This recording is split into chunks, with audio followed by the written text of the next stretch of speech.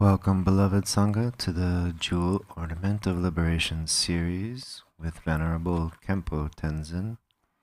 We'll begin in the Garchen Institute Prayer Book, page 4 and page 5, with opening prayers. Until awakening, I take refuge in the Buddha, the Dharma, and the Supreme Assembly. By the merit of generosity and the other perfections, may I attain Buddhahood for the benefit of all beings. Until awakening, I take refuge in the Buddha, the Dharma, and the Supreme Assembly. By the merit of generosity and the other perfections, may I attain Buddhahood for the benefit of all beings. Until awakening, I take refuge in the Buddha, the Dharma, and the Supreme Assembly. By the merit of generosity and the other perfections, may I attain Buddhahood for the benefit of all beings. May all mother sentient beings, limitless as space, have happiness and the causes of happiness. May they be free from suffering and the causes of suffering. May they not be separated from the happiness that is free from sorrow. May they rest in equanimity, free from attachment and aversion. May all mother sentient beings, limitless as space, have happiness and the causes of happiness. May they be free from suffering and the causes of suffering. May they not be separated from the happiness that is free from sorrow. May they rest in equanimity, free from attachment and aversion. May all mother sentient beings, limitless as space, have happiness and the causes of happiness. May they be free from suffering and the causes of suffering. May they not be separated from the happiness that is free from sorrow. May they rest in equanimity, free from attachment and aversion. Tangwe doje jaje rezandra jinja mada doja bonjamba zerja lomba dabra jibak jaje jarbe jada ngoja anzar dorjen janje delo naro da marba mala jije gambo ba bama jarba jawan rogomba kajula manam je da jo je danan zara dam je da lama laba la ye jizo zon la zon yonde jamza ngala wan Dendri donjendri begele zor da zor lo jizon rawar zinje labdo zor jo lamdan rawar zinje labdo zor lan rawar zebra zinje labdo zor Truva yi jizon jabra zinje labdo zor gange denjendri warnjong hapa me ba je me ba je ba me ba ta me ba wa me ba ro me ba da de do me donje me truba nye je je den ba zobo sanje mananje Tamba de la janzar do Tenjian zava lama jija kuzon do jazilan da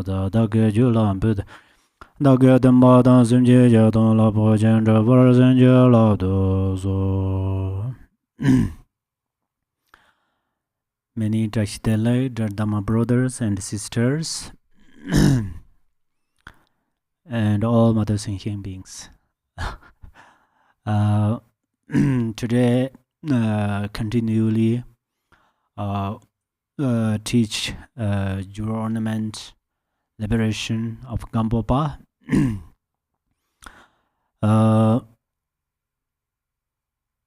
Actually, in the Taras press, it says, I and all innumerable sentient beings purify the two obscurations and swiftly complete the two accumulations. So, for this life, we have many problems.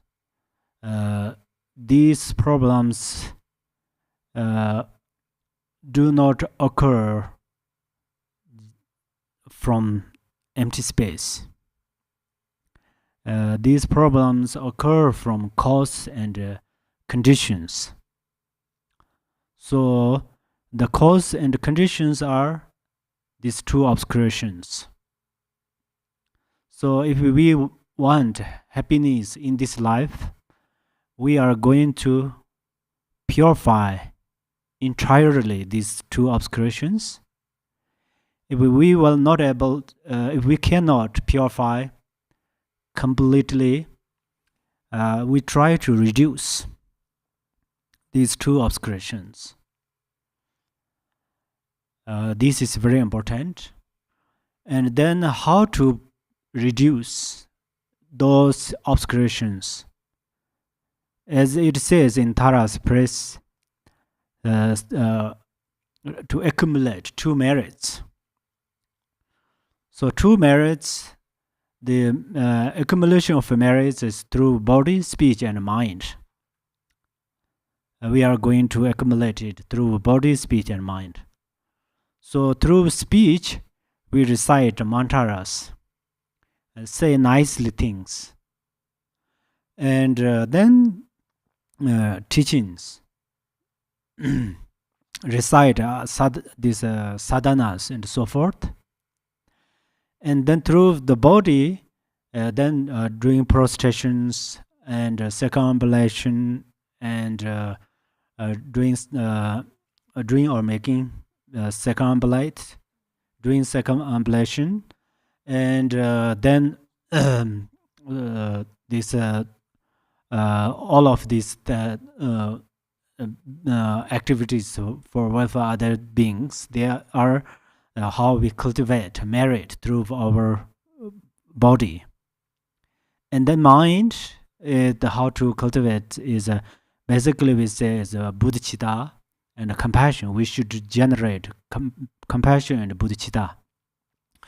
So these two, this accumulation merit is this, and the merit of wisdom is then we try to meditate. Especially meditate on non-duality. Non-duality means look at our mind. Try to rest in the natural state of mind. Relax peacefully. Those methods are great method to attain Buddhahood. So we can accumulate great merit for ourselves, and also we can create great merits for others. For example, if you have pets like dogs, cats, birds, and other snakes or frogs or any cows or something, and even you play this Gampopa's teaching, I don't mean I have a special blessing to liberate those beings, but this teaching has special blessing, because Gampopa is not just an ordinary being. Gampopa was who belonged the king of Samadhi. Actually, it called the Samadhi Raja. So Samadhi Raja, Buddha taught, and then Buddha asked who can belong this in the future. At that time, Gampopa, who stand up among the thousands of disciples, he commitment, he promised. So that's where right now we say we meditate. Yeah, meditate. There are many types of meditation. So samadhi means meditation. So through this Kaju lineage, this meditation is very much Kajupa's meditation is very much related. Gampopa is a sutara of the Samadhi Raja. So this who bring us is Lord Gampopa, and so Gampopa is teaching. You just play, just through YouTube you play, and let your pets, cats, dogs, they listen. If you were busy to work something, just play and let them listen. Actually, we all love animals, and of course we love our pets. We love our pets, so that way we give food and some nice clothes. These are wonderful, and keep carefully. These are of course wonderful, but at the same time we create a great merit for them because they are going to attain Buddhahood. Yeah, so that's why just play and let them listen. That's if you were busy doing something, of course it's important. Even you have to buy your pets food, so you have to go out or something like that. Don't keep them just in the house, lock the door and like that. So play these teachings really. As I repeat, I don't mean I have special blessing for them, but I trust these teachings. Voice is my voice, but this teaching is Gampopa's teaching. So just play this, and they listen, and it make a great condition. Generally we say condition. Condition means if we are going to grow a flower, we need many conditions. The season is condition. If we have a seed, we have water, we have this dirt, but if the season doesn't come, it does not come. It will not grow. So condition means that cause and condition, they comes together. So we can greatly benefit our pets and other beings. So then you will become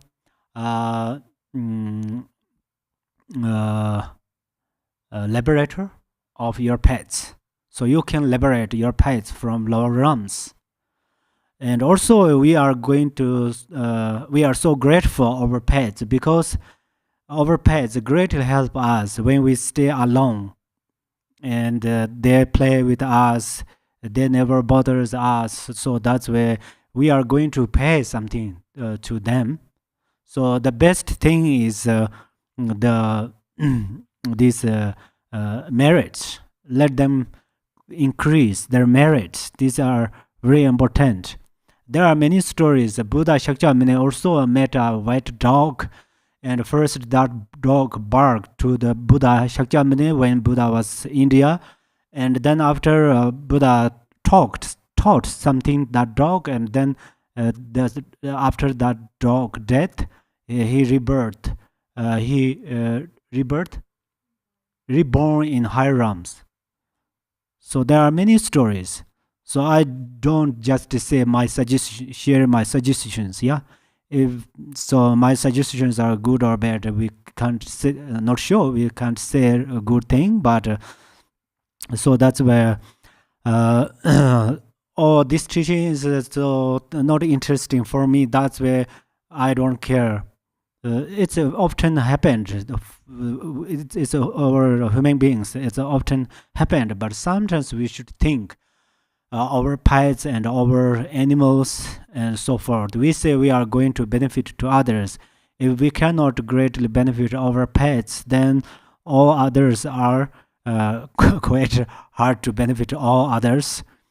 So when you play or turn on the teaching for the sake of your dogs or cats, at that time you, I think, automatically generate bodhichitta in your mind, because you thought, oh, this teaching will benefit my dogs or my cats. So this motivation is bodhichitta, relative bodhichitta. So that means your dogs help you, and you help to your dogs. So in the future, perhaps you both attain Buddhahood together. Or before you were my dog and I were your owner, but now we both in Buddha stage. You know, it's very possible. So then merits are very important. So how to cultivate merit is we have to understand. We have a golden opportunity to cultivate merit. And then I will this next today. Actually, in this time we are on the 7 branch part. So 7 branch part, 7 offering branch probably. some we did. So today is the part of rejoicing. So some are very easy. I will read. When I read, you listen carefully. This is your samadhi, and you understand very well. So there are not difficulty things. Sometimes I think reading is better than explain. When I explain in different ways, sometimes you are confused, So then I read carefully, then you understand clearly. At the same time, you meditate there. You are on the samadhi. Like Shariputara and Avalokiteshvara discussing about how Sutara Buddha was on samadhi, yeah? Same like that. When I read this, you are on samadhi, but you understand clearly the meaning of that. Because Buddha knows clearly the meaning of their discussions, then Buddha said, yes, yes, yes, yes. Just you also do like that, just shake your head. It says yes, yes. So what Buddha did, if we do that, if there is an enlightenment, nirvana, then we have no doubt we can attain Buddhahood. So that's what Buddha did. We should do that, okay? Through body, speech, and mind. The third of the 6 parts of the preparation is rejoicing in virtue. This is about the need to cultivate a joyous appreciation of all the virtues, actions of sentient beings throughout the 3 times. Thinking, I delight in all the roots of virtue established by every one of the limitless, inconceivable, enlightened beings who have appeared in the past. Throughout the universe, from their first generating bodhichitta all the way through to their perfect awakening due to their amazing the 2 accumulations and purifying the 2 obscurations. I further delight in whatever roots of virtue have been produced subsequent to their enlightenment, from the time they turned the wheel of dharma to bring to maturity. Those ready for instruction until they manifested, living the world of suffering.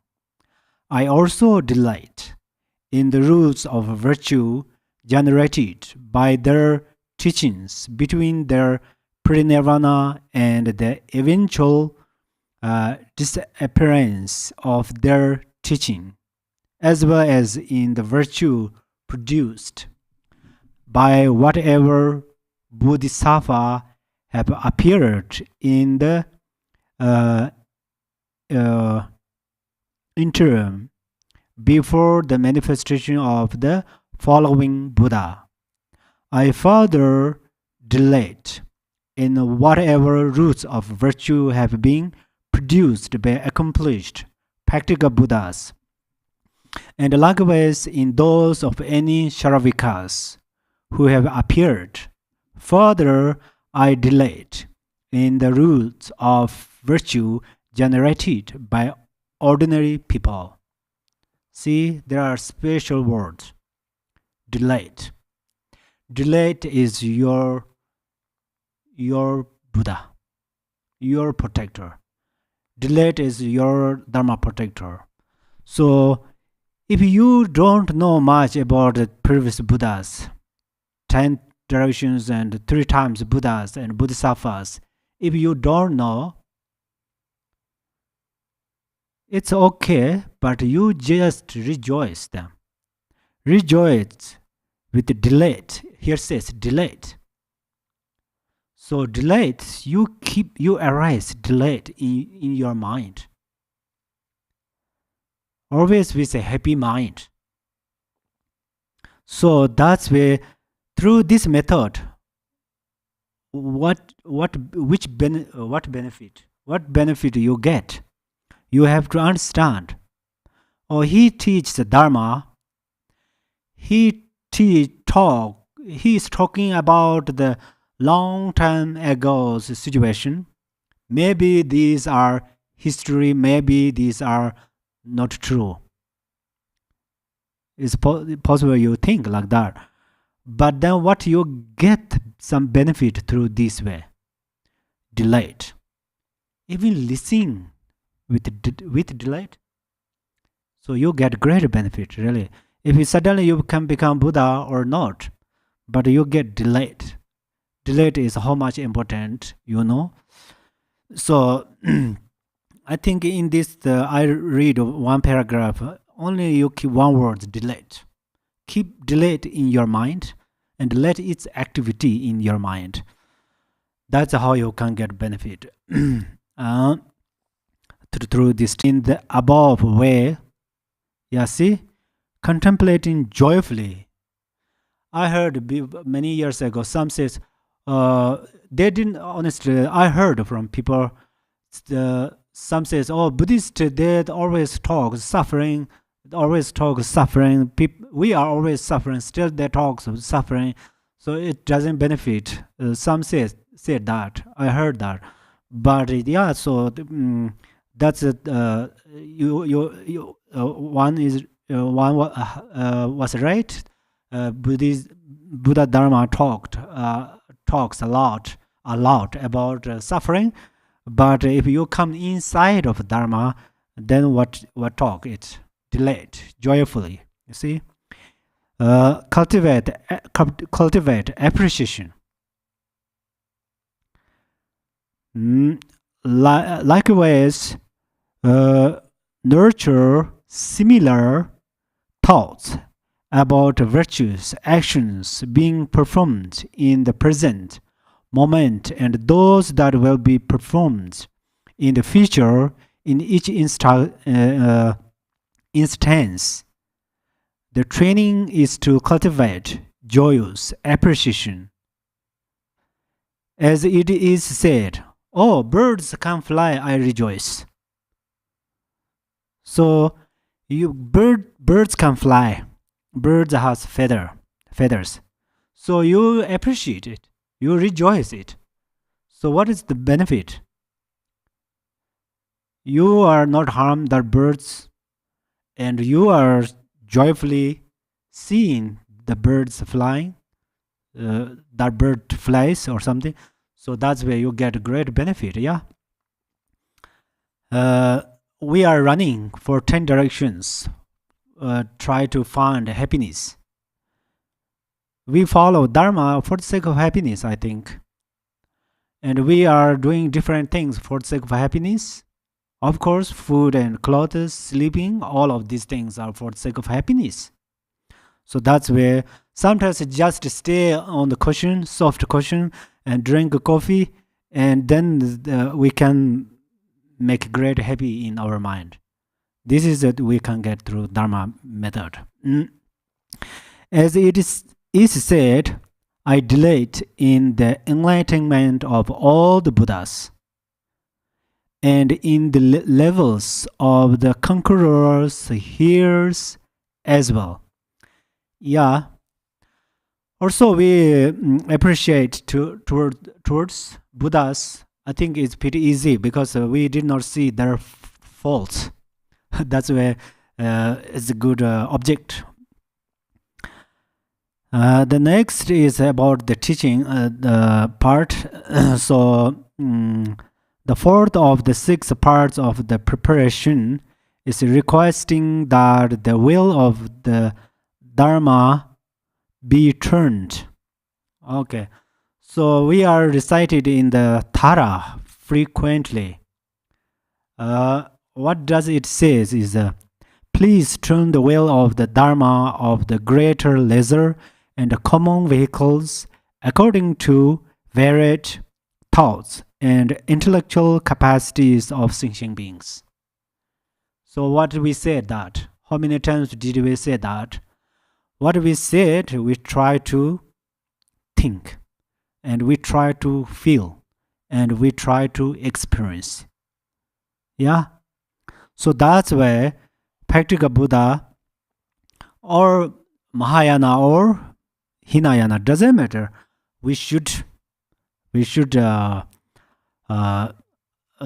ask, please turn the well of the Dharma, because it benefit mother thinking beings. We say, oh, we need only Mahayana, then no need other. We say there are 10 people. We say we need only one size of shoes. If I have a power, I say we need only one shoes. It's difficult. There are 10 people. They have different size of. They want different size of shoes. Similarly, this Mahayana, Vajrayana, all of these teachings are extremely benefit. Extremely benefit. Someone, example, someone have lots of problems, lots of sufferings in the samsara, and bring them into the Sharavikas stage. It did not mean they completely liberate from samsara, but they get time to rest a little while. And then step by step taught more methods, and then improve the then teach like a practical Buddha's teaching, bring there, and then bring the in the Mahayana stage. Some need like this. There are different people. Some practitioners, some suddenly come to the Mahayana and then Vajrayana, then enlightenment. Yeah, some have to come step by step. So that's where this is very important. Same like this, we listening, contemplating, and meditating. Only one thing is good, other things not good. If we feel like that, it only our self experience is kind of is mentioned my own favorite things. So that's where we have to, different people have different enthusiasm. So these teachings are all of these teachings are important. Even at the moment, in all the worlds of the 10 directions, there are many Buddhas not teaching Dharma, addressing them mentally, offer requests to them to teach the Dharma.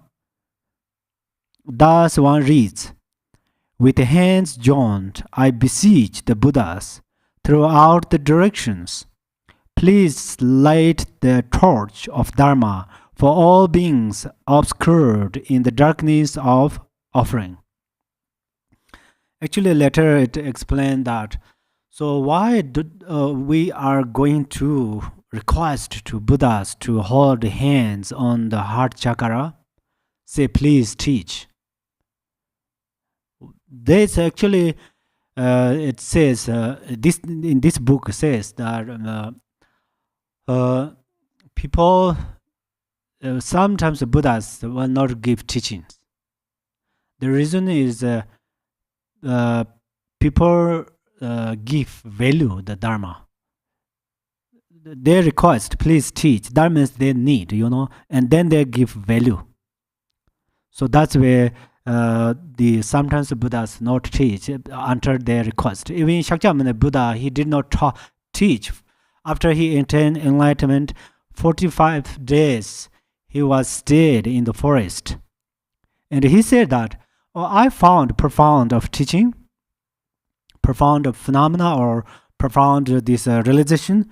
But if I teach you, you will not able to understand. That's why I will keep silence. And then there's the king of gods.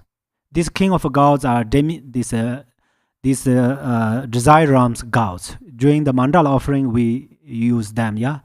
However, they are Dharma protectors. So they came and they offered this white conch and Dharma wheel. They offered. to Buddha, and then Buddha saw there is the auspicious. That's where we play this wet conch. Wet conch is a special auspicious. I think this is called what is called instrument. So that's where then Buddha started to give his teachings. But then you feel right now we have a plethora of teachings. Even we don't ask, but everybody masters teach. What is that? So from my side, what I thought is your merit, power of your merit. You cultivate great merit for receiving or to receive these profound teachings. That's where right now you are not requesting, but you aren't requesting, but it's received to you. So that means your merit mature. Sometimes you thought, I cultivated lots of merit, but when it will mature, when these fruits come to me, fruitions come to me, you have that question, yeah? So when you cultivate merit, most of power things, which for what? You cultivate karma. Karma means gathering. Karma means actually action. Literally, karma means action. But the meaning karma means there are many things gathering together. That's why which things more strong, then this result will arise first. So that's where some has a golden opportunity to practice dharma. Some has the opportunity to be businessman or something like that. So everything, good things are. Some has always get delicious food, Some always found very nice friends. Some always found a nice environment, can travel to beautiful places. So that's where when you cultivate karma, some inside of some potentials are strong, that result occur first. So right now you occur this dharma teaching without any you request or so forth, you receive. Sometimes you feel it is too much like that. So that is you receive the dharma because of your power for your merits. But you should know, when mature merits is not always good thing. Sorry for saying that. Which means sometimes mutual merits, it means you start to reduce your merit. For example, there's some seed of flowers, it's grow and blossom. That means then this seed is almost ready to finished to grow another flower. So that's where what should you do is when you receive those teachings, for example, mutual great merits, then you cultivate more merits. As I already mentioned, not only listen by yourself, let it listen your pets. Let it listen these wild animals, so forth. And share, help. Then your merit multiply. Then limitless.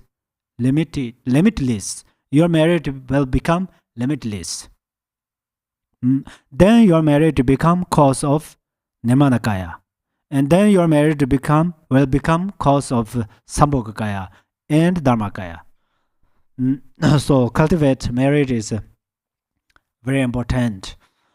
Always you have a merit, still cultivate. Don't be satisfied. Thus one reads with the hands, John, I read, yeah, that part. The fifth of the 6 parts of the preparation is supplicating the Buddhas not to pass away from the suffering worlds. At present, there are Buddhas in the worlds of the 10 generations who are at the points of entering into ultimate nirvana in order to stimulate those who believe in permanence to abandon their misconceptions and to inspire to diligence those who are wasting their time. With these Buddhas in mind, supplication is made to them to not to pass beyond the suffering worlds. There are two gurus, outer guru, inner gurus, or teachers. So we say, please don't go to nirvana, yeah? Please remain in this world for welfare of other sentient beings and teach dharma continually. So there are two gurus, outer gurus. We supplicate them. We are doing. This is extremely important. That's what we are doing. There are another important thing. Your home syllable and your mind are same, yeah? If you don't know what is your mind, home syllable. If you know what is your mind, what is still you have a question, what is home syllable? Home syllable is your guru. So that's why in your mind, don't let go your guru. Don't separate your guru and your mind. In the Dzogpa Chenpo, it's the Rigpa, awareness or intrinsic awareness. In the Mahamudara, it says a nature state of mind. So, in the Madhyamaka, it mentioned the perfect emptiness. They are synonym, different names, but same meaning. Synonym, not same meaning, different names. So, your guru, if your mental guru will not separate from your mind, then outer guru will not separate from your mind. When your mental guru already separate from your mind, inner guru separate from your mind, the outer you connect with the outer guru. This is this blessing is very has less power, no more blessing. So that's why main thing is let sit your inner guru with your mindfulness. I pray with joined hands to those vectors. Joined hands is also the physically how we respect, and at the same time we have benefit. We have benefit who are considering passing beyond to nirvana to remain for countless ages, so as not to leave all their beings in obscurity. So when we request gurus don't go to the nirvana, which means we don't think only for oneself, think for others. That's where we can practice dharma, all dharma together. Means, oh, guru, don't go, don't separate from this world or from my life or from my mind for the sake of other sentient beings. So there is bodhichitta, there is a guru yoga practice, so there is a profound practice. So the sixth and last part of the preparation is dedicating the roots of virtue. All these various roots of virtue are dedicated to removing the sufferings of all beings and as a cause for their achieving happiness. Having thus engaged in all such deeds, whatever virtues I may have gathered, may this help clear away the suffering of all beings. Actually, if we separately talk these 7 branches, then we can talk through the each branch are the antidote of each afflictive emotions. But the main thing is when we dedicate, for example, just we give others. This is not so important. But how to give is very important. For example, I give you this book, what I should think. I think, may this book benefit for you. This is very important. That's why this morning I said before teaching, you listen teaching for benefit of your pets.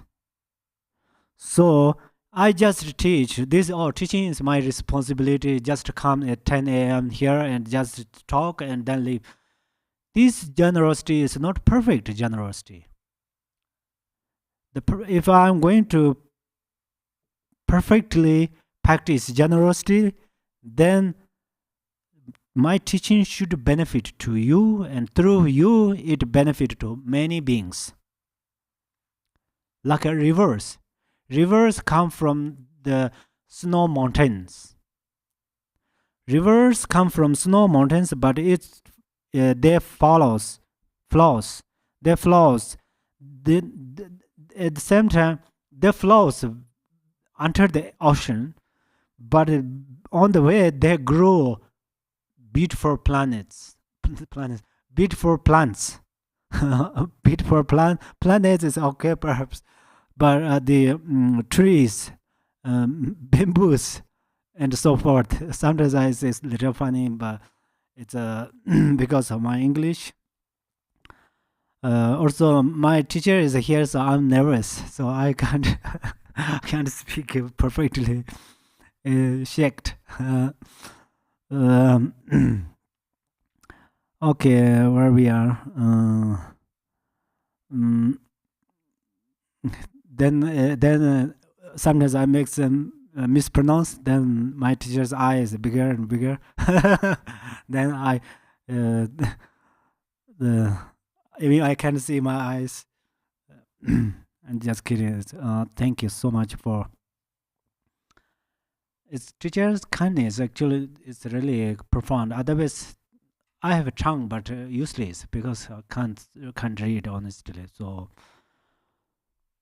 this and what how to say precedes. It concludes the explanation of the preparatory stage of the Bodhisattva vow ceremony. Okay, this part I will read, then you listen carefully. That's well enough, I think. The actual ceremony for generating bodhicitta. The actual ceremony consists of uttering the pledge in words. As started in the compendium of trainings, just as when Arya Manjushri was king Emba, he took the Bhakti-moksha and Bodhisattva vows together from Buddha Miharava. Likewise, we should receive the two simultaneously, then recite such as the following 3 times. For as long as this samsara without beginning endures, so long I will engage in limitless deeds to benefit all other beings.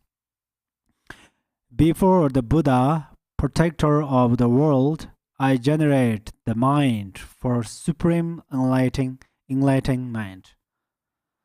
So it's a different lineage, has different sadhanas to giving Bodhisattva vow. So the main thing that this text come from here, okay?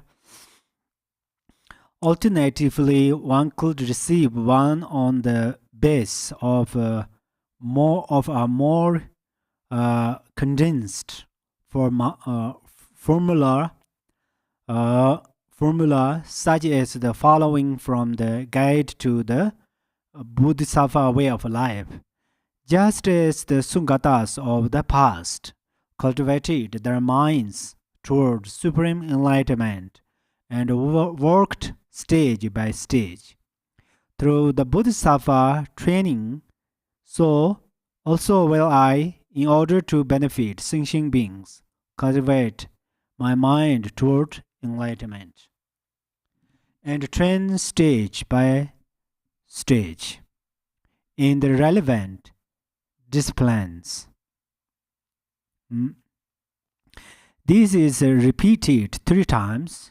Should someone wish to receive the bodhichitta and bodhisattva vows separately, the words relevant to whichever aspect is to be adopted should be recited.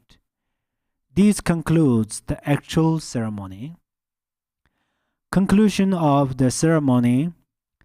As a conclusion of the ceremony, make offerings of thanksgiving to the most precious refuges and cultivate great joy and delight on the base of contemplating the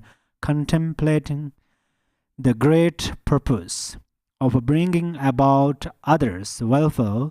So one reads, the ways having seized with a clear confidence, the mind for enlightenment should to be victorious at the conclusion as well, uplift their minds in this manner.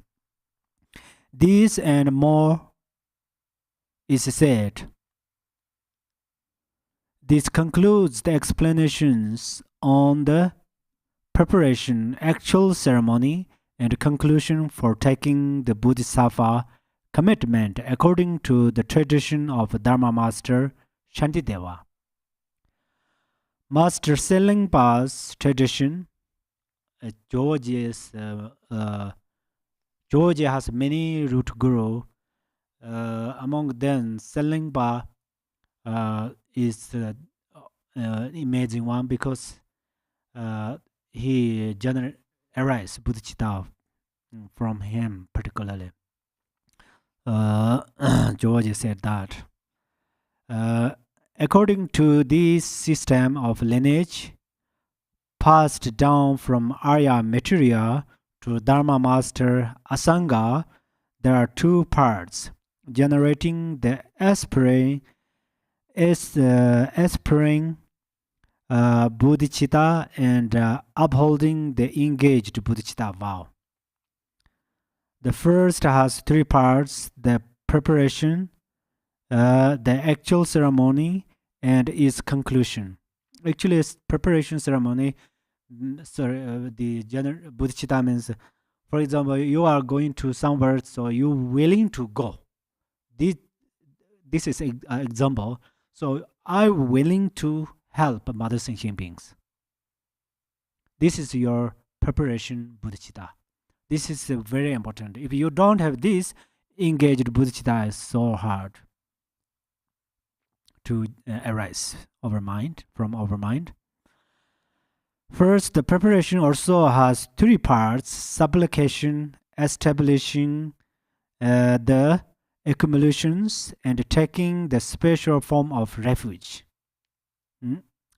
For the first supplication, the person wishing to dedicate him or herself to enlightenment should go to a properly qualified spiritual mentor and pay homage. Qualified spiritual mentor is very important. Spiritual master's main quality is bodhicitta. Bodhicitta is how important. Some in the ancient times, some bodhisattvas told to their disciples.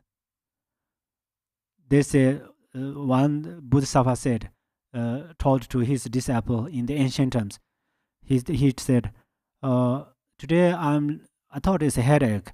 I'm a headache, so give me your hand and touch my head, because it benefits to me because you have bodhicitta."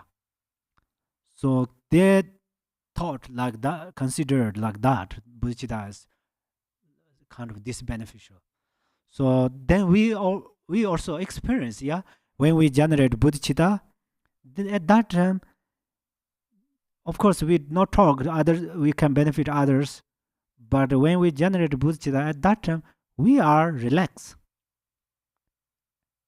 we are happy, we are delight.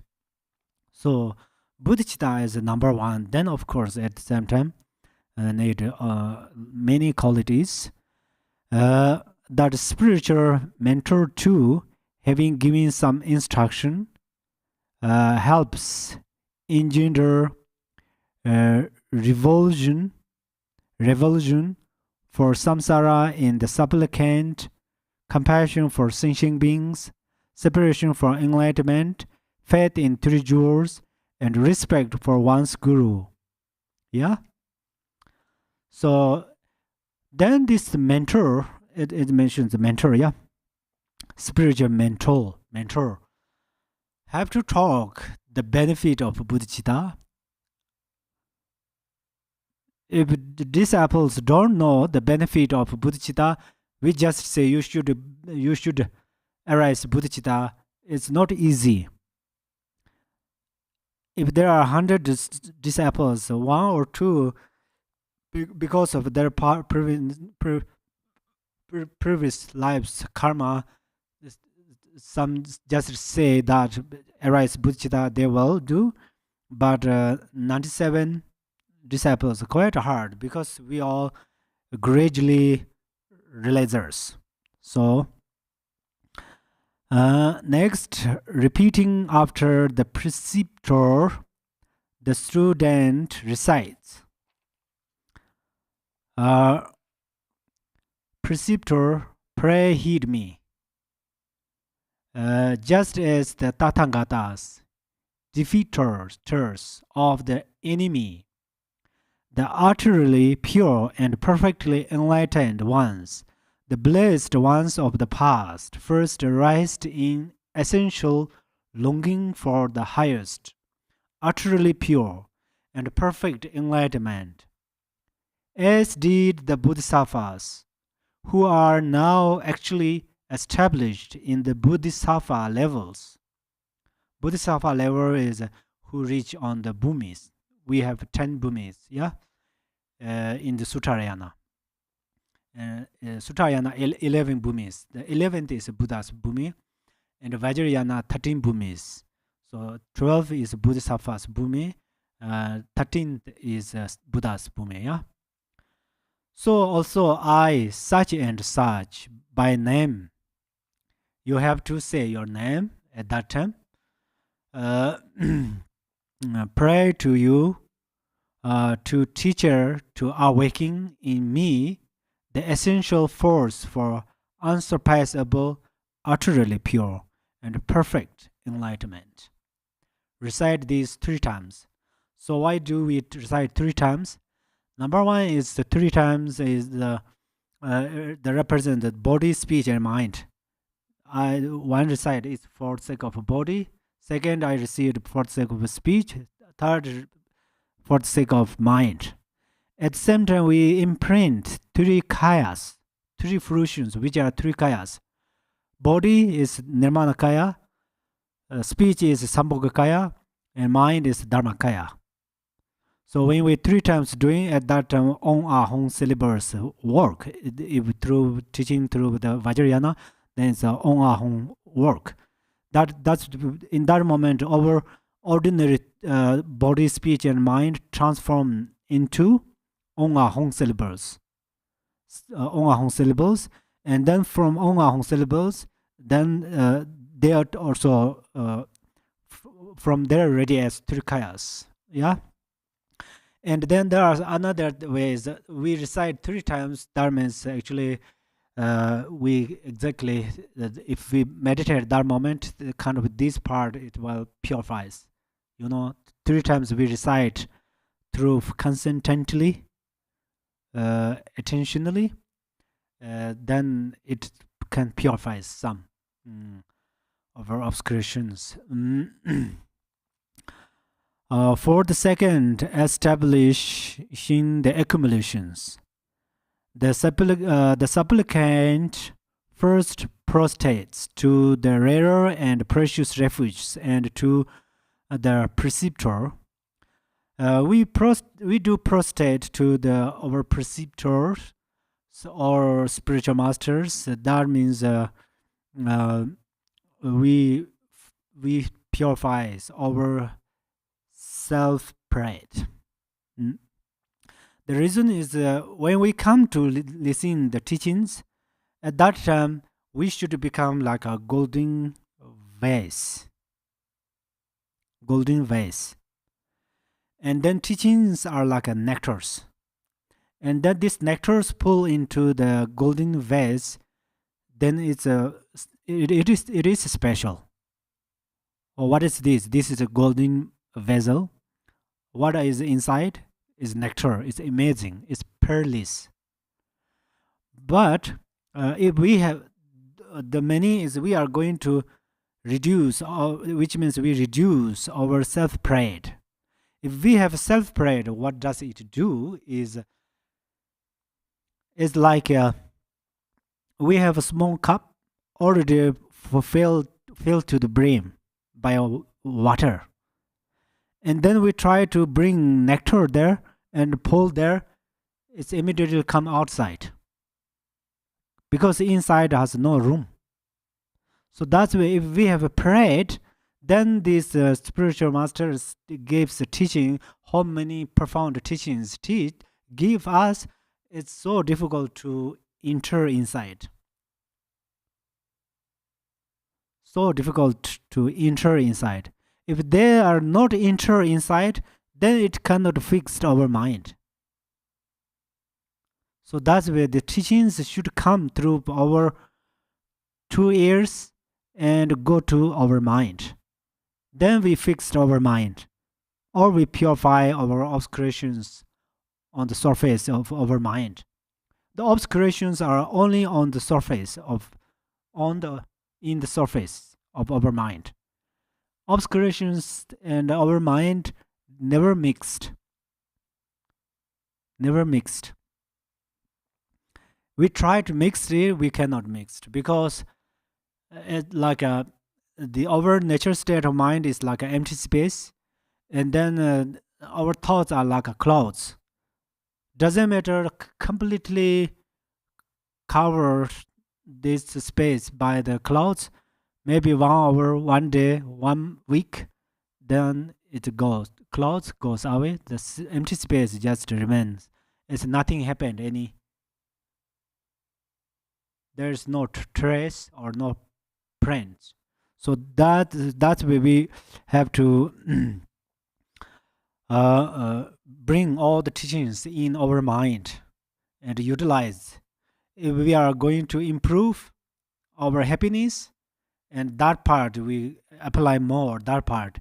If we are going to purify and reduce some sufferings, then we apply those method, kind of method of those antidotes. Yeah. Then material offerings prepared for the occasion are offered, along with any amount of visualized and other offerings. Yeah, so offering things, it does not mean they really need these authentic spiritual masters. It does not mean they really need these offering things, but we should offer, which means I don't have ego with you. It's communicate. When you offer those flowers, I don't have ego with you, which means I'm open my mind to you, so your blessing is ready to come to me. If you have ego, you cannot offer these things. Yeah. So actually later it tells us very clearly, but one don't have some more kind of expensive things to offer. It doesn't matter. You can offer through mentally and through speech, recite these mandalas or offering things, and then do that.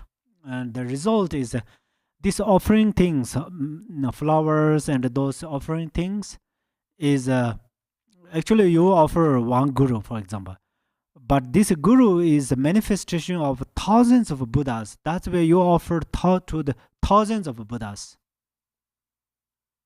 For example, you give a water to the tree, a single tree, but there are thousands of branches, they got that water. Similarly, you give a flower to your guru, and then you offer that flower to thousands of Buddhas, and then you have thousands of merits. This is a karmic system, law of karma. And then later it says, if you don't have, then don't worry. Mentally can offer, as Milarepa did, yeah. It is taught that the novice vow is received from in about upadhyaya. Upadhyaya together with upadhyaya means about. Together with a preceptor acharya, that the full vow is received from the sangha, and that the two steps of bodhichitta are attained through the accumulation of merit. So that's where novice and full ordained monks, they have this vow. So that's where it's important means, logically you think, they dedicate their grasping. Yeah? If we cannot dedicate our simple mobile phone, if we cannot dedicate one full mouth of food, then we cannot dedicate our ego and our grasping. But when they receive vow from preceptors and about, at that time they completely open their mind and they dedicate their ego, self-grasping. That's where, for example, they buy vow from about, they paid very expensive things, they paid selflessness, they completely purifies I. So that's where this thing, if we pay expensive for something, then that thing is important. Yeah. Likewise, this who has these vows are very, very important. The importance means this, and then the vows are the quality of everything, like spring seasons place. Spring seasons place is almost ready to grow green grass or flowers or wonderful plants. It's ready on the spring season's ground. Winter season's ground is quite hard, especially some cold place like Tibet. Winter, the ground is completely become like a frozen. We try to dig a hole, almost impossible. It's become very strong. It's like we try to make a hole on a stone. It's very similar. But in spring season, it's become very soft. Soft means ready to grow everything. Gorgeous flowers, tall flowers, short flowers, different colors, everything, and also some auspicious and expensive things ready to grow in spring season. That's where then they collected that and they sell them. That's where how they can eat food and how can they wear clothes through this way. So that's where after we have vow, then our mind is become like a spring season's ground. Then potatoes, tomatoes, and all these fruits were ready to grow, really. That's where bodhichitta vow is ready to grow on there. So it's very important. But some don't have that vows, then don't be sensitive, sensitive. Oh, I don't have that, so I cannot do anything. Don't think, but you have fundamentally you have Buddha nature. This is the highest thing. So Buddha nature is if the ground, Mother Earth. Mother Earth is 24/7 will not become frozen. Yeah, sometimes it's come back, sometimes it become frozen. So that means the when it is come back in the easy way, then we can plant many fruits. Likewise, we have Buddha nature, so that's number one. Then one has a refuge vow. This is number two. Then compassion and bodhichitta are very important. So then after you understand the qualities, then you will able to take. As Lord Jigten Sungku says, if one keeps a single vow, it will cause of attain Buddhahood in the future. Okay. It would be inappropriate for wealthy people to make meager offerings. They should offer on a grand scale. Extremely wealthy bodhisattvas of the past made such a vast offerings. Some even, when they gave rise to bodhicitta, took their vow making offerings as extensive as 10 million monastic residences. Vihara. In Sanskrit, vihara, Pali or Sanskrit, vihara. We say residence. Yeah.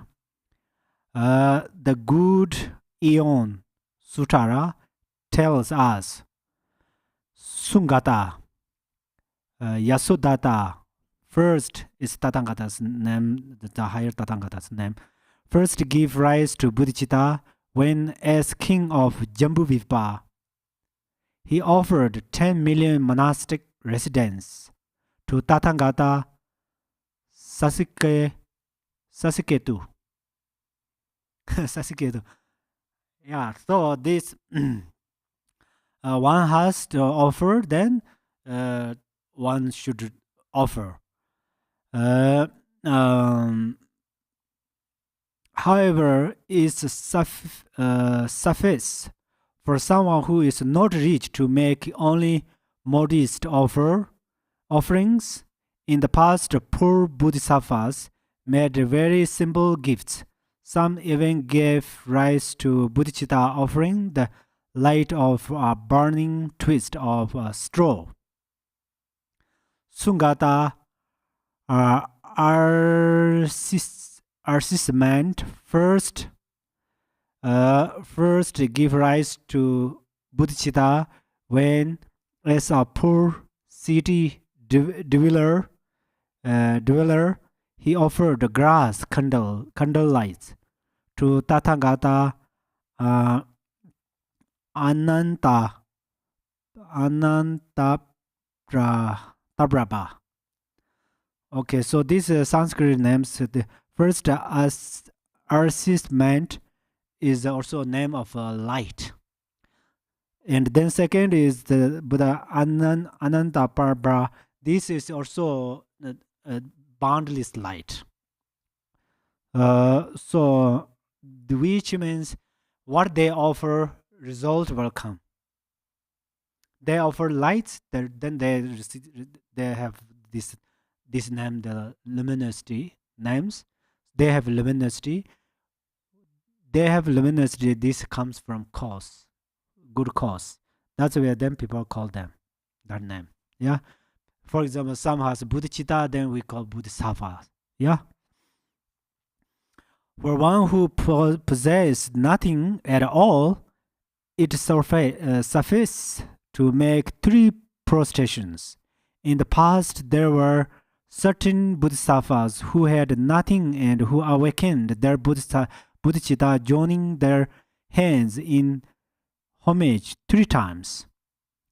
Tathagata Gunamilan first gave rise to bodhicitta when he joined his hands in homage, and 3 times said praise to the awakened one, to Tathagata Vajrambhidra Tangami.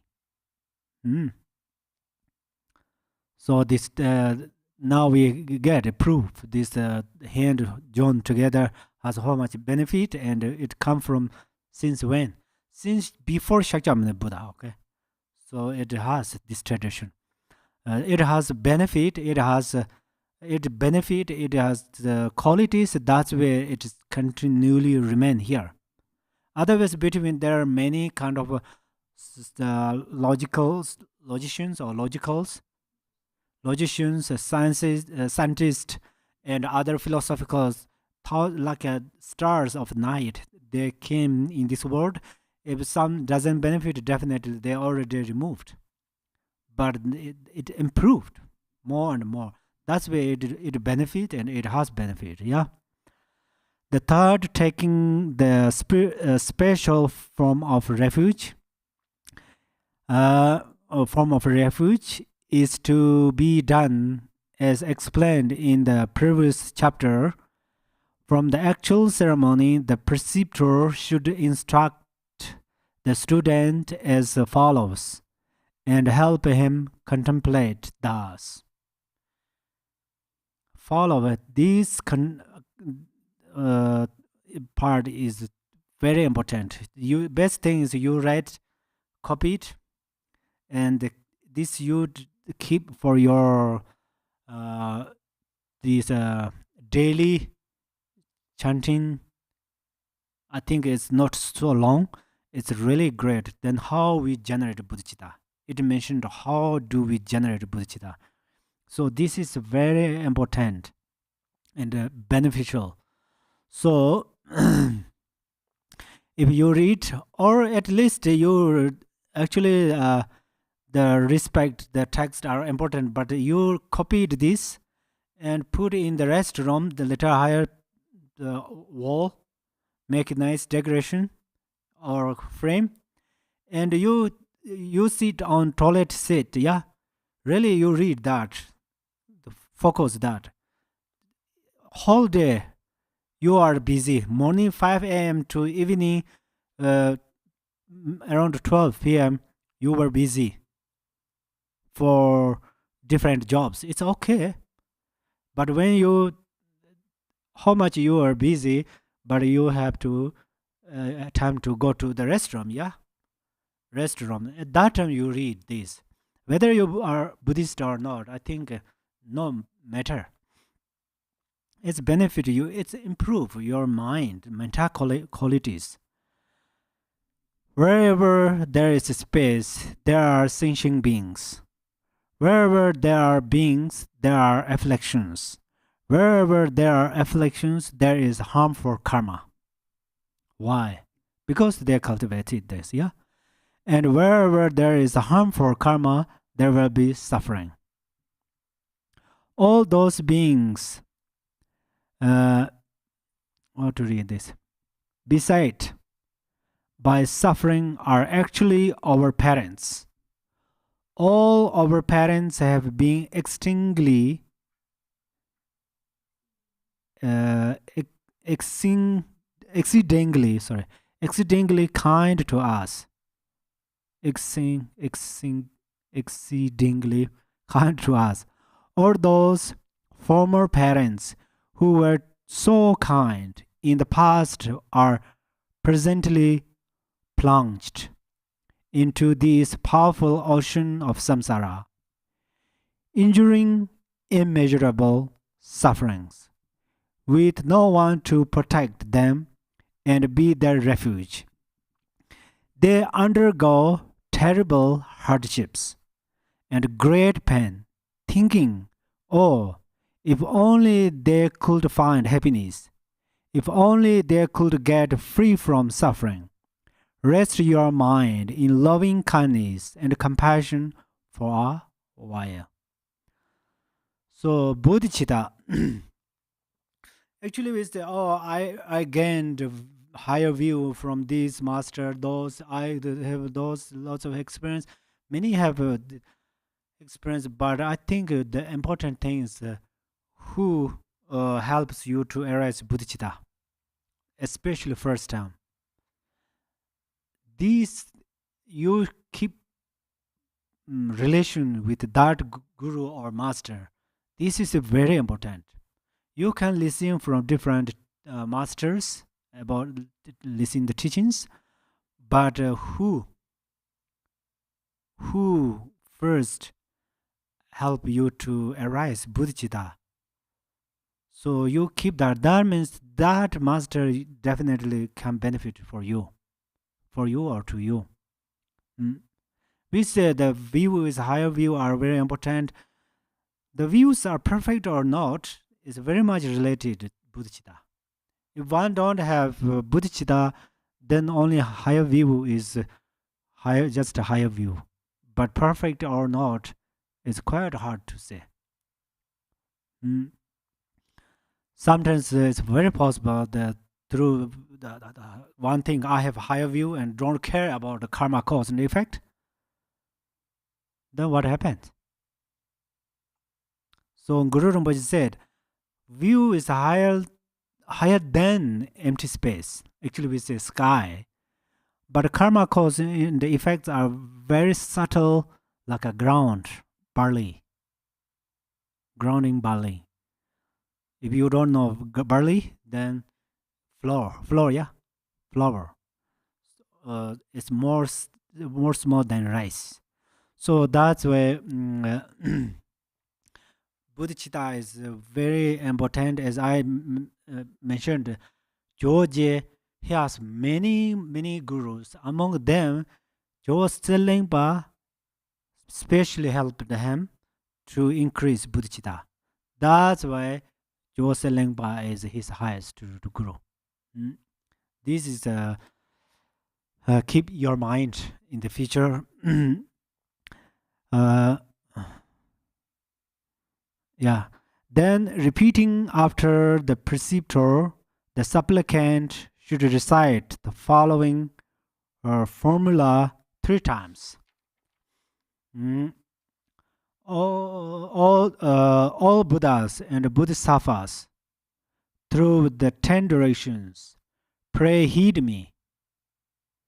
Actually, great practitioners do that. But recently we are very busy for these mundane activities. I don't think they are bad thing, but through this way we cultivate great marriage if we change our motivation. But these ancient masters, they walk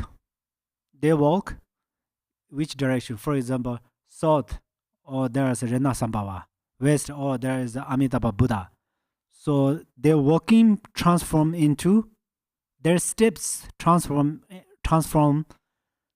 into prostration, and then mindfulness and respect. So they do like that. This Lord Jigten Sunggu said, when you wear socks, first you wear left foot. So there's a meaning. You heard like that. I think it has benefit because whenever morning you wear socks, you will remember one time Lord Jigten Sunggu. Tung. It's immediately, instantaneously you remember Lord Jigten Sunggu, and you think, oh, I'm going to wear my socks the left foot first.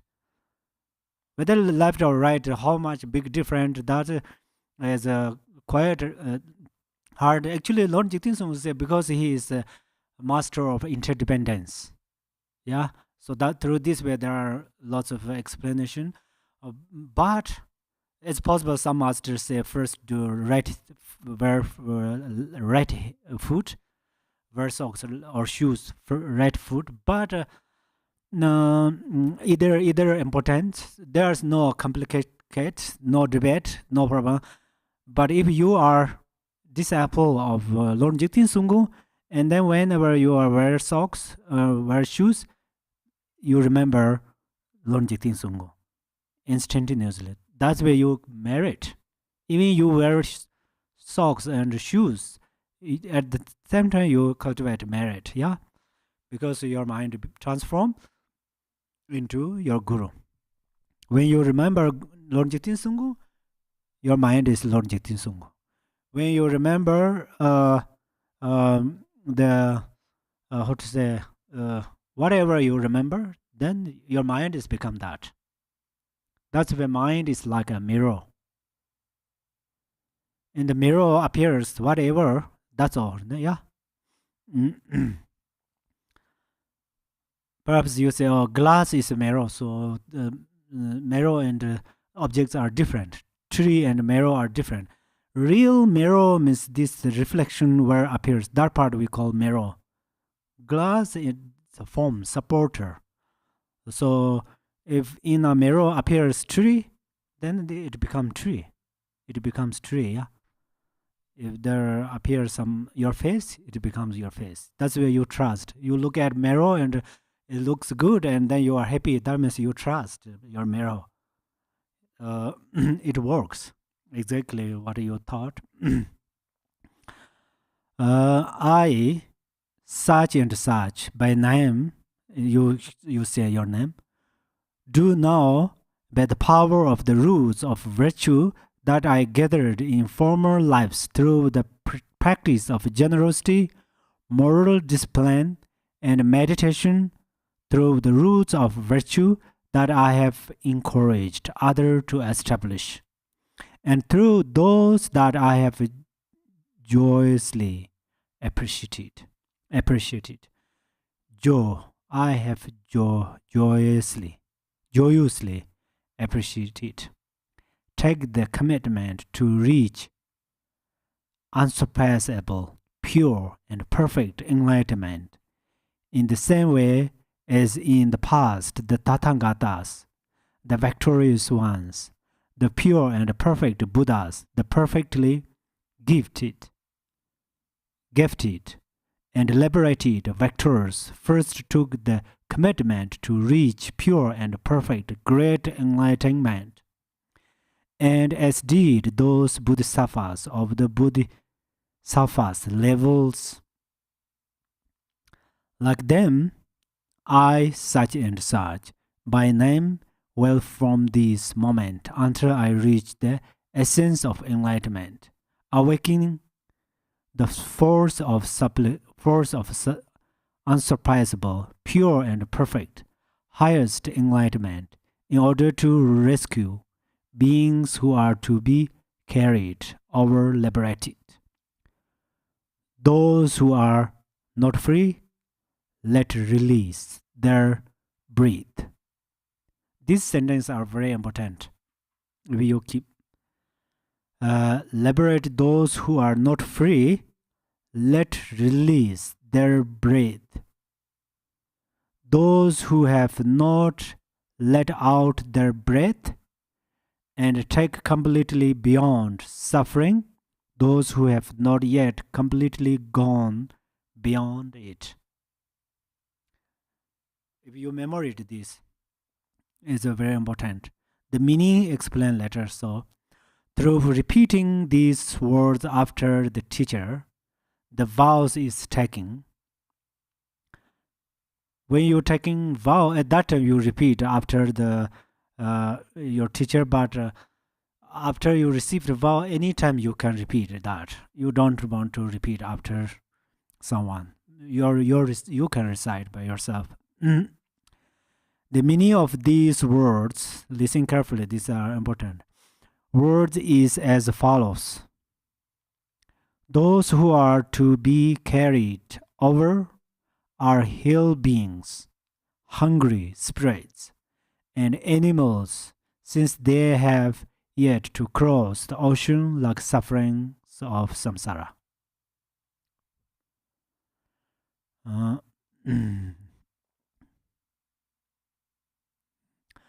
To rescue them means to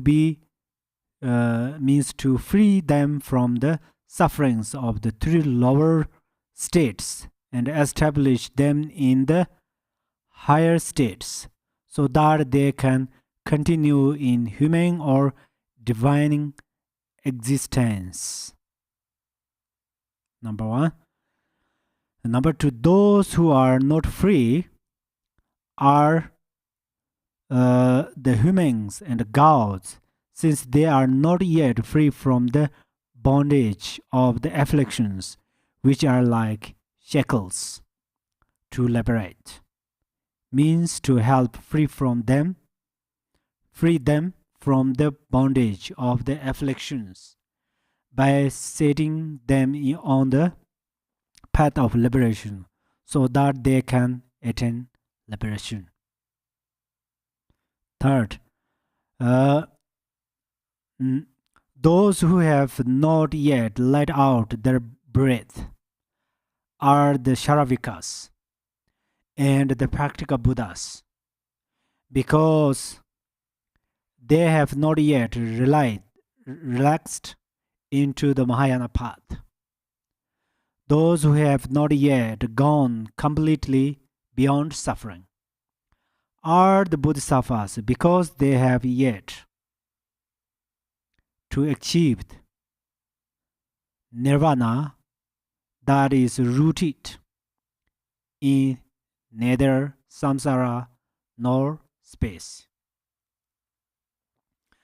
Kunchen Longchen Ba also said, when you realize non-attainment, I think attainment.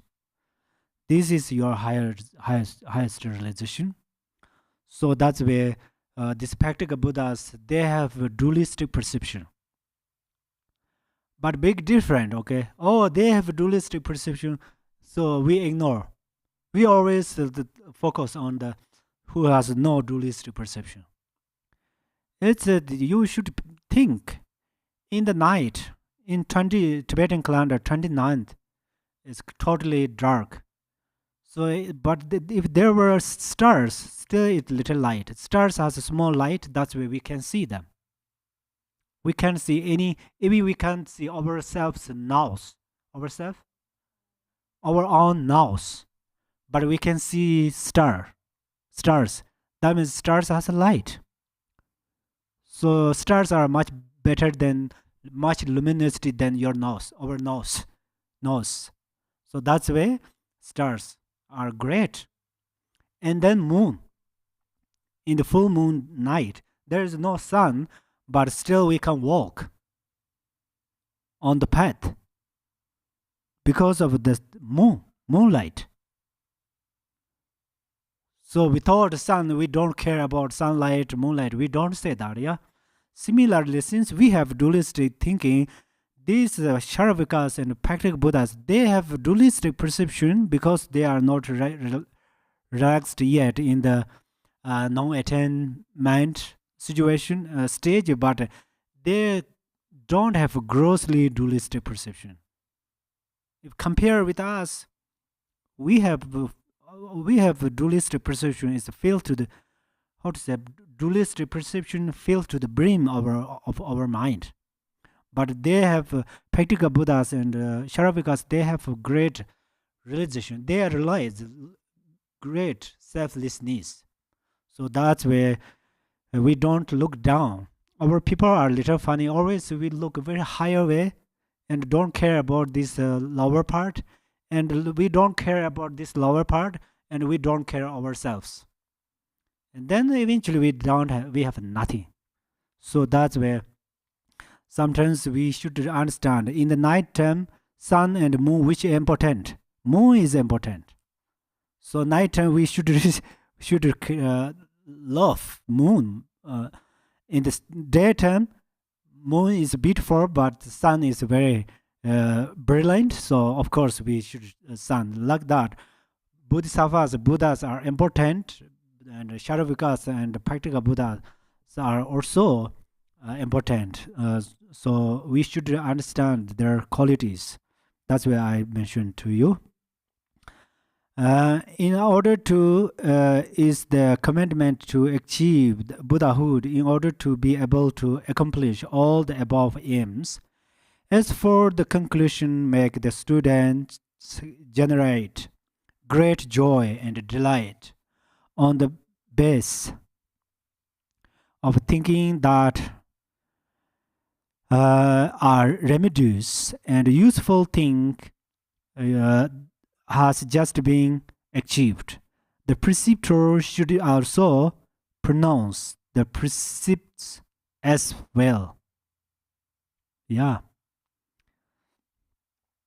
Someone who has thus developed the initial commitment of bodhichitta is called a bodhisattva because they have the wish to achieve enlightenment for the sake of other sentient beings, because they focus on enlightenment as well as the sentient beings, and because they maintain their courage for the sake of beings and are endowed with courageous determination.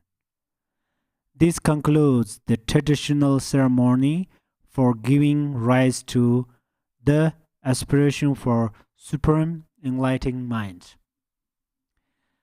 Taking the vow of engaged bodhicitta, after that, there are some orders. Suddenly we come on the general engaged bodhicitta is not easy. First we generate aspiration, generosity, this bodhicitta, and then we developed, and then come to the engaged bodhicitta. But when you developed aspiration bodhicitta, quickly developed is important. Taking the vow of engaged bodhicitta 2 has 3 parts: preparation, actual ceremony, and conclusion.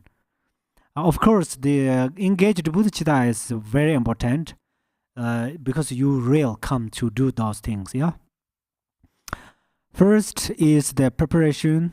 It is in 10 parts, in which the preceptor 1 leads with the formal supplication, 2 inquires about any general obstacles there may be to taking it, 3 explain the gravity of breaking the commitment, 4 outlines the harmful consequence of letting its degrade. 5 outlines the benefits of adopting it. 6 helps the supplicant establish the accumulation. 7 inquires about any specific obstacles. 8 encourages the supplicant. 9 inspires a special motivation in the supplicant. And 10 give rise to gives some summarized instruction.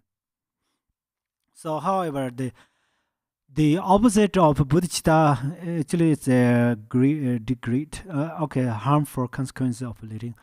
So this part, bodhicitta, opposite of bodhicitta is a harmful motivation. One has a harmful motivation, then harmful action occurs from there. Then harmful speech comes from there. And then harmful motivation, harmful speech, harmful the speech, action. These 3 things are like these 3 fingers. But you pointing through 1 finger towards others, but these 3 fingers point to you back. Likewise, harmful speech, harmful word, mind, harmful action, eventually they harm ourselves. Yeah. So, if one do not need harmful result, then stop to harm others. So this is what we should think. If we have a harmful motivation in the mind, bodhicitta cannot be there together. They are opposite. But you first you have a harmful motivation, then you can generate bodhicitta.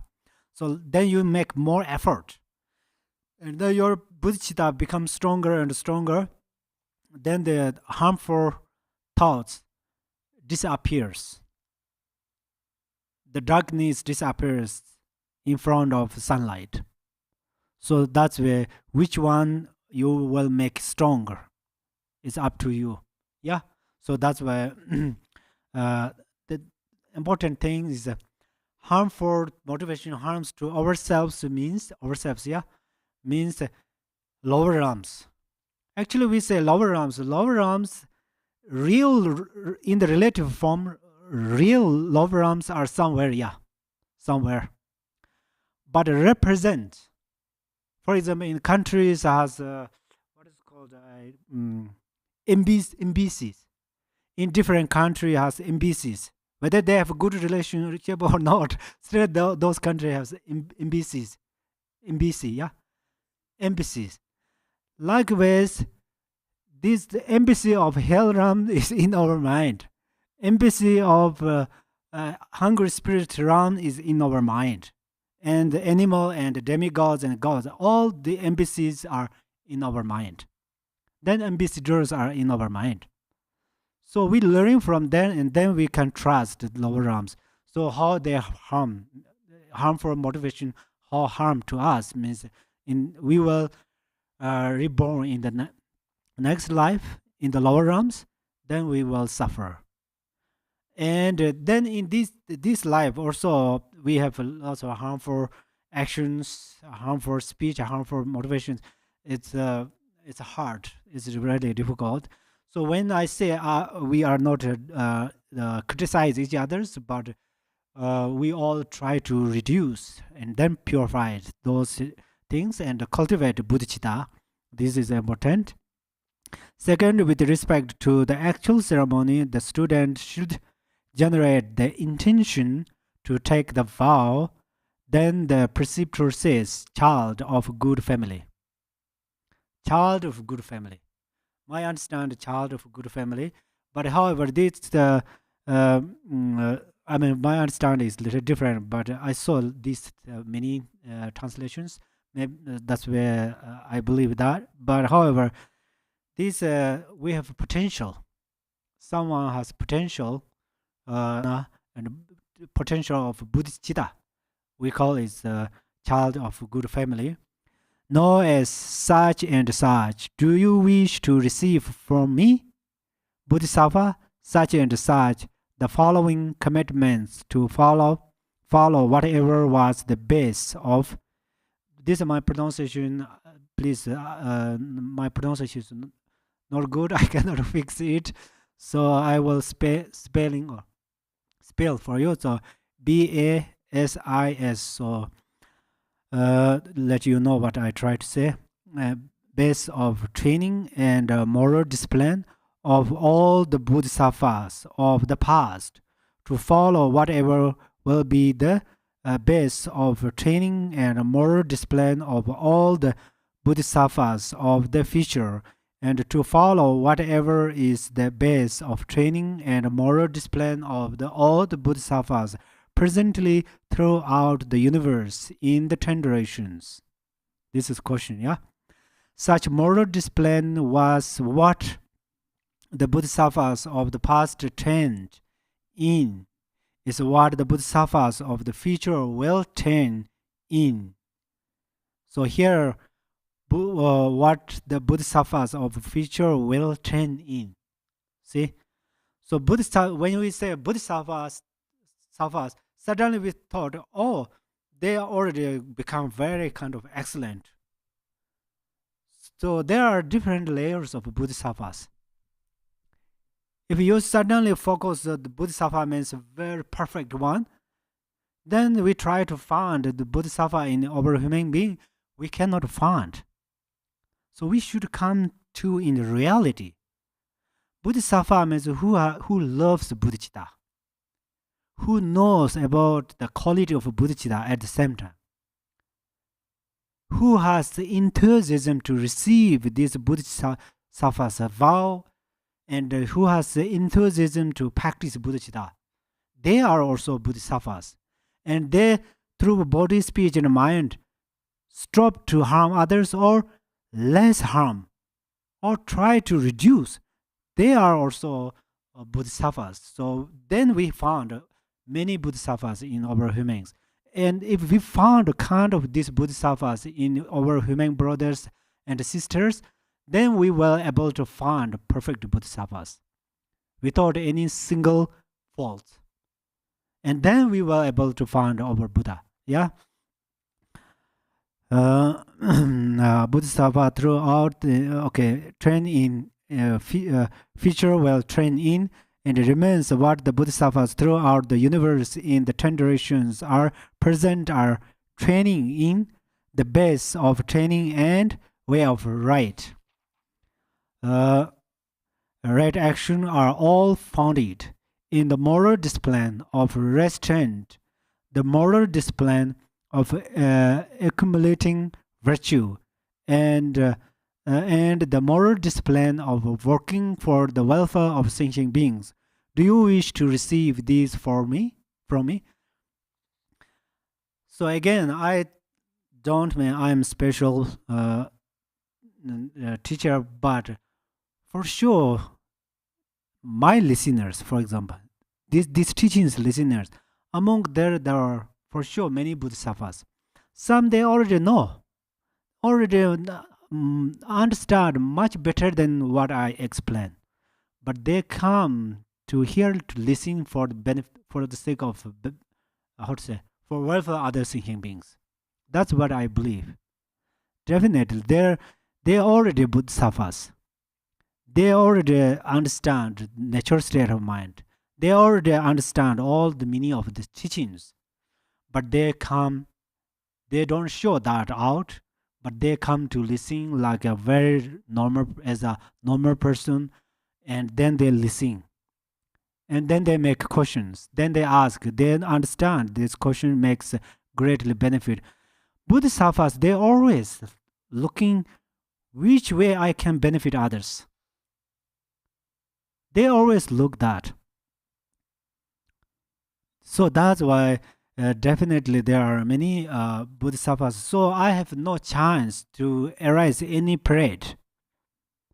If I don't believe Buddha's teaching, then I just, my ego decided by myself, okay, I'm a scholar, I grow in this tradition, I can do everything, you nothing, don't know anything. Just my ego can lead that, I can follow that. But in bodhisattvas, they are benefit the other beings through the life of the dogs, cats, and birds and trees in different ways.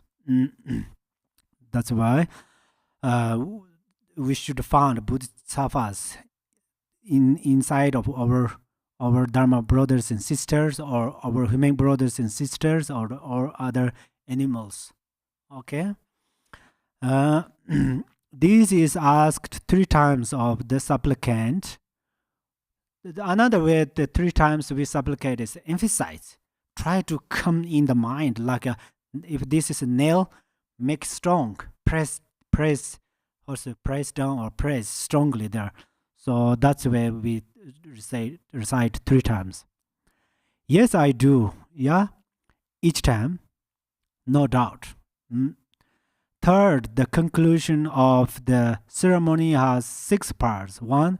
The supplicant requests the preceptor's kind attention, and the preceptor, 2, gives an explanation of the benefits of gaining insight into pristine awareness. 3.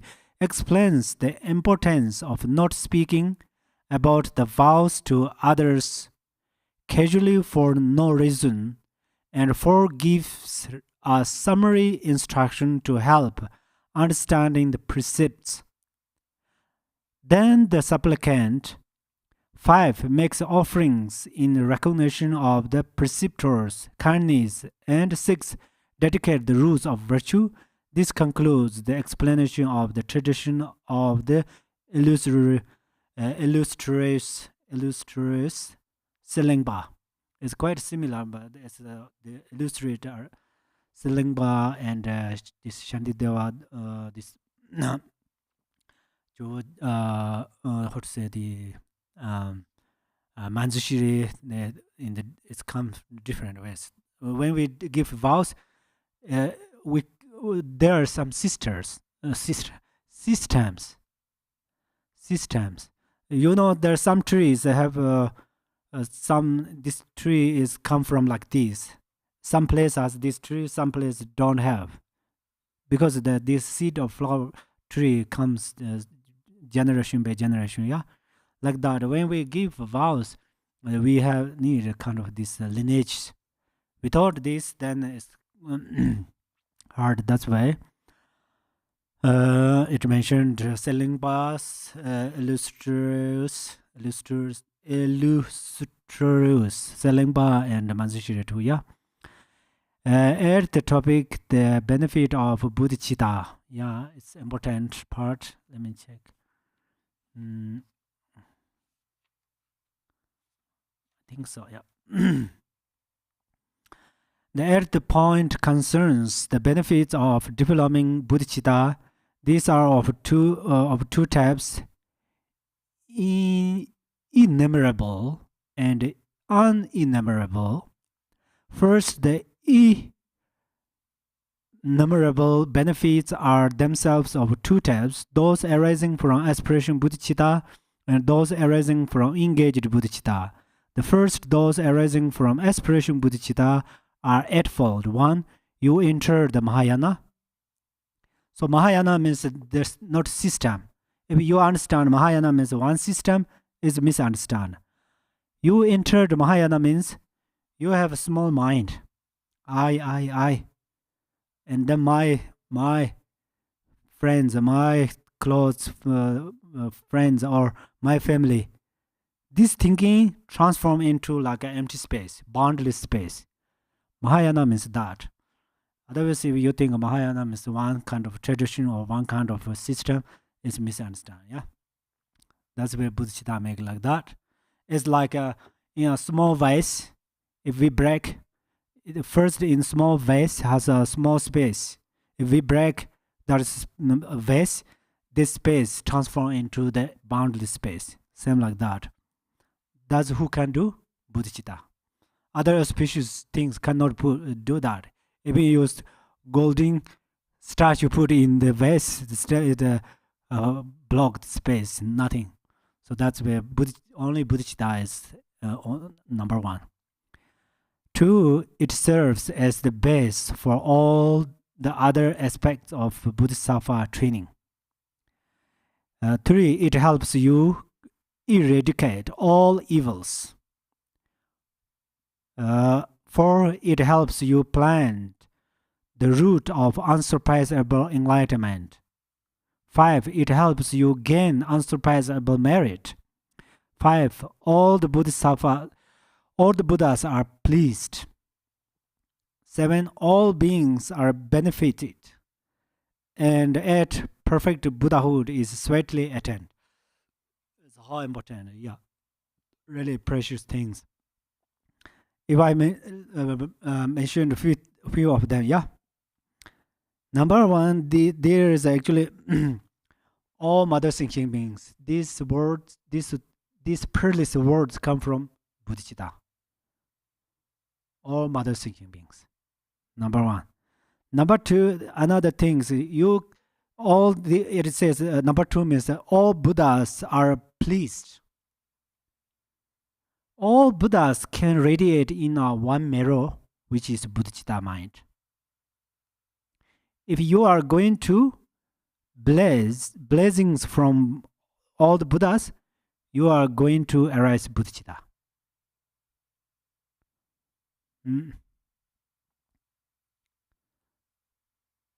So then other benefits are you know, yeah. The first of these points is explained as follows. People's conduct may be the very best possible, but if they have not given birth to bodhicitta, then they have not yet entered the Mahayana. Without entering the Mahayana, Buddhahood cannot be attained. A person who has awakened the bodhisattva mind becomes a Mahayanasti. Thus it says in the bodhisattva levels. As soon as one has generated this mind, one has entered the great vehicle to unsurpassable enlightenment. The second point is explained as follows. If you do not have aspiration bodhicitta, the longing to achieve enlightenment, you cannot generate and sustain the bodhisattva's training consistent of the threefold moral discipline.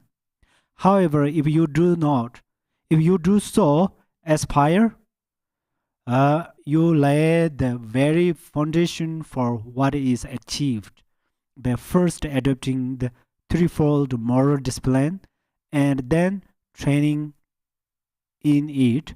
Bodhisattva level says giving rise to this attitude is the base for all the bodhisattvas training. The third point is that virtue is the remedy for former wrongs. The best of all virtues is the bodhisattva mind. By bringing this remedy into play, all adverse factors will be annihilated. Thus one reads, blazing like the fire at the edge, and instantly it will definitely burn away the great wrong. Okay, I think because of time, today we stop here.